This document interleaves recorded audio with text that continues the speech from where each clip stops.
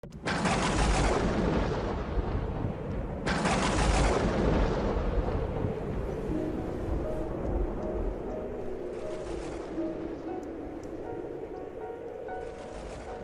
Seigneur soit avec vous. Et avec votre esprit. Évangile de Jésus-Christ selon saint Luc. Gloire à toi, Seigneur. En ce temps-là, comme Jésus avait expulsé un démon, certains dirent: c'est par Belzéboul, le chef des démons, qu'il expulse les démons. D'autres, pour le mettre à l'épreuve, cherchaient à obtenir de lui un signe venant du ciel. Jésus, connaissant leurs pensées, leur dit: tout royaume divisé contre lui-même devient désert, ses maisons s'écroulent les unes sur les autres. Si Satan lui aussi est divisé contre lui-même, comment son royaume tiendra-t-il? Vous dites en effet que c'est par Belzéboul que j'expulse les démons. Mais si c'est par Belzéboul que moi je les expulse, vos disciples, par qui les expulsent-ils? Dès lors, ils seront eux-mêmes vos juges. En revanche, si c'est par le doigt de Dieu que j'expulse les démons, c'est donc que le règne de Dieu est venu jusqu'à vous. Quand l'homme fort et bien armé garde son palais, tout ce qui lui appartient est en sécurité. Mais si un plus fort survient et triomphe de lui, il lui enlève son armement auquel il se fiait et il distribue tout ce dont il l'a dépouillé. Celui qui n'est pas avec moi est contre moi. Celui qui ne rassemble pas avec moi disperse.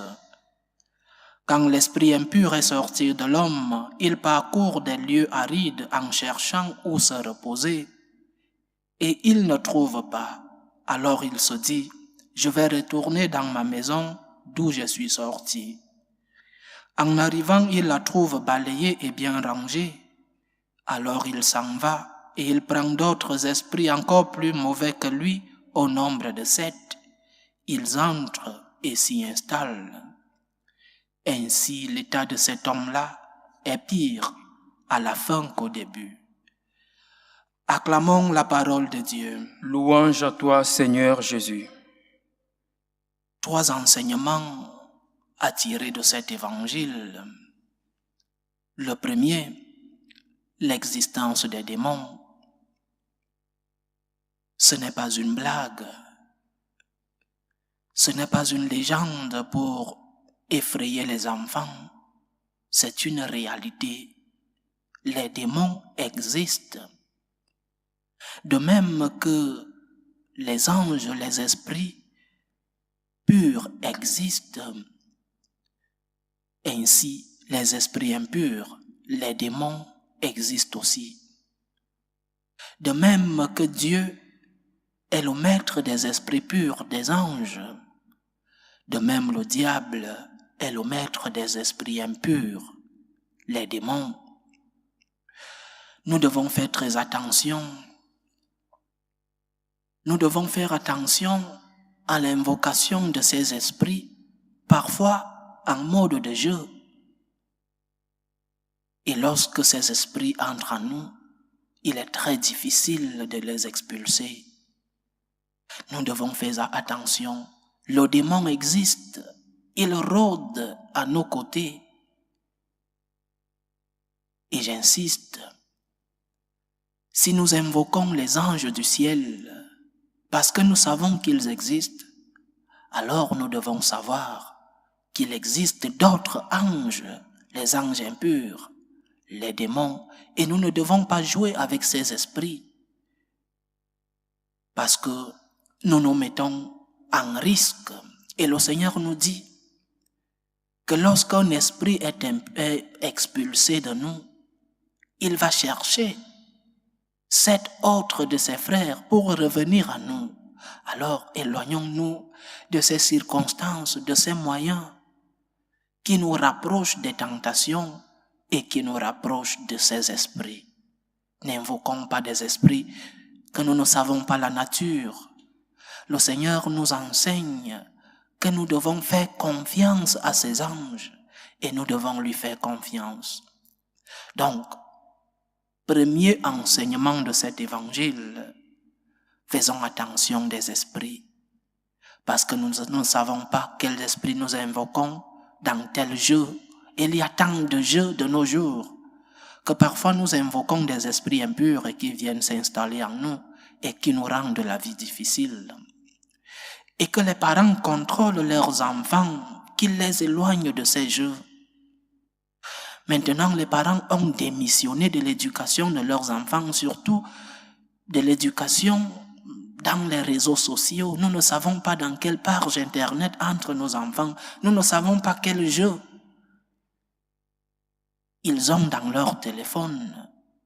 Nous ne savons pas quelles invocations ils font sur Internet. Il y a toutes sortes de mauvais esprits sur Internet de nos jours. Contrôlons nos enfants, contrôlons-nous, éloignons-nous de ces mauvais esprits. Deuxième enseignement, le Seigneur nous dit, « Tout royaume divisé contre lui-même devient désert. Ses maisons s'écroulent les unes après les autres. » Nous pouvons dire, pour paraphraser, une famille divisée s'écroule. Une église divisée s'écroule. Un pays divisé s'écroule. Et même personnellement, une personne divisée s'écroule.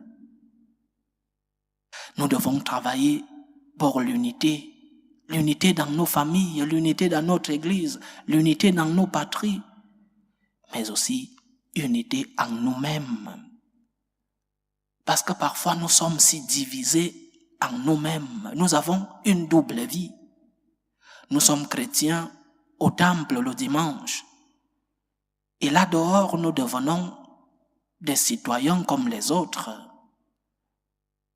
Des citoyens qui soutiennent des partis politiques qui sont en faveur de l'avortement, alors que dans l'Église, nous prônons la vie.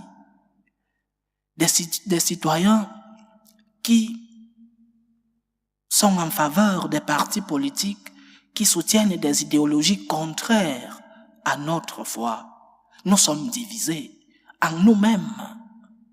Et c'est cette division qui se représente dans nos familles. Une famille divisée s'écroule. Une famille où les membres ne se parlent pas, une famille où les membres ne peuvent pas se regarder face à face, cette famille-là s'écroule. Nous devons travailler pour l'unité, unité dans notre église. Pas une église où un évêque dit ceci, un autre dit cela. Pas une église où un prêtre dit ceci et dans la paroisse voisine, le prêtre dit autre chose. Nous devons travailler pour l'unité. Et unité ne veut pas dire uniformité. Le Seigneur nous a créés différents. Mais nous devons respecter les différences légitimes, pas les différences liées au mal. Oui, unité, unité dans la vérité, unité dans la légitimité, unité autour du Christ. Un royaume divisé devient désert. Ses maisons s'écroulent l'une après l'autre. Une famille divisée s'écroule. Et nous pouvons faire l'expérience dans nos familles. Lorsque les membres d'une famille se regardent en chien de bataille, nous comprenons que le Seigneur n'est pas présent dans cette famille. L'unité rend favorable la présence du Seigneur au milieu de nous. Lui-même, il nous l'a promis. Lorsque 2 ou 3 seront réunis en mon nom, je serai au milieu d'eux. Unité autour du Christ. Unité dans la vérité.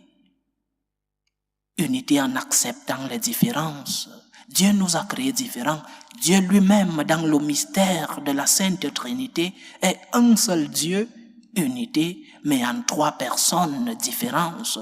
Acceptons les différences dans les familles, acceptons les différences dans nos patries, acceptons les différences dans notre Église. Les charismes, par exemple, ce sont des manières différentes que le Seigneur se présente à nous, des manières différentes que le Seigneur nous trace un chemin vers la sainteté. Et nous devons accepter ces différences. Un charisme n'est pas supérieur à l'autre, vu que tous concourent à la sainteté de l'homme. Mais nous devons accepter les différences légitimes, pas les différences qui amènent le diable dans nos églises, dans nos familles, dans nos patries. Donc travaillons pour l'unité, pour que le Seigneur soit présent au milieu de nous. Deuxième enseignement de cet évangile pour le temps, travaillons pour l'unité. Parce que les familles divisées s'écroulent, elles disparaissent. Parce que les membres s'éloignent les uns des autres. Parce que les membres ne se parlent pas, parce que les membres ne se réunissent pas de temps en temps. Cette famille s'écroule. Une église divisée s'écroule. Elle ne peut pas évangéliser. Parce que le monde qui a besoin d'écouter un message d'unité, un seul message, le message du Christ, ce monde-là sera surpris qu'un prêtre dit ceci et l'autre dit cela. Et je le dis avec l'expérience que j'ai non seulement dans la confession, dans la direction spirituelle, mais avec le peuple de Dieu. Tel prêtre m'a dit ceci, mais vous dites ceci. Une église divisée s'écroule, une famille divisée s'écroule, une personne divisée en elle-même s'écroule. Il n'y a pas de présence de Dieu lorsque nous sommes divisés. Troisième enseignement, celui qui n'est pas avec moi est contre moi. Beaucoup de chrétiens ne sont pas contre Jésus, mais ne sont pas non plus avec Jésus. Saint Jean le dira plus tard dans son Apocalypse. Tu n'es ni tiède, tu n'es ni froid ni brillant, je te vomirai de ma bouche. Le Seigneur nous demande de prendre une position. Sommes-nous contre le Christ ou avec lui? Pouvons-nous défendre le Christ vraiment aujourd'hui? Pouvons-nous défendre le Seigneur? Et la défense du Seigneur n'est pas seulement évangélisée par nos paroles.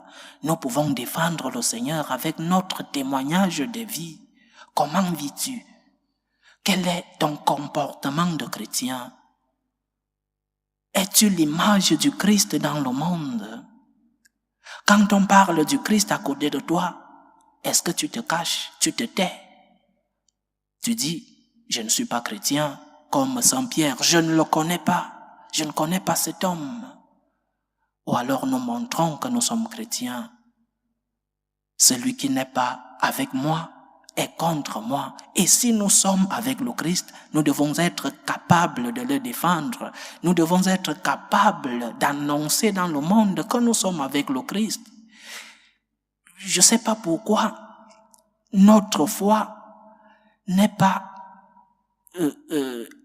témoignée parmi les hommes. Je ne sais pas pourquoi nous les catholiques avons honte de dire devant les gens que nous sommes catholiques. Je ne comprends pas. Je ne comprends pas pourquoi un catholique, un chrétien, n'arrive pas à dire devant ses collègues, devant ses amis, dans son école, qu'il prie chez lui, qu'il va à la messe le dimanche, qu'il pratique les sacrements.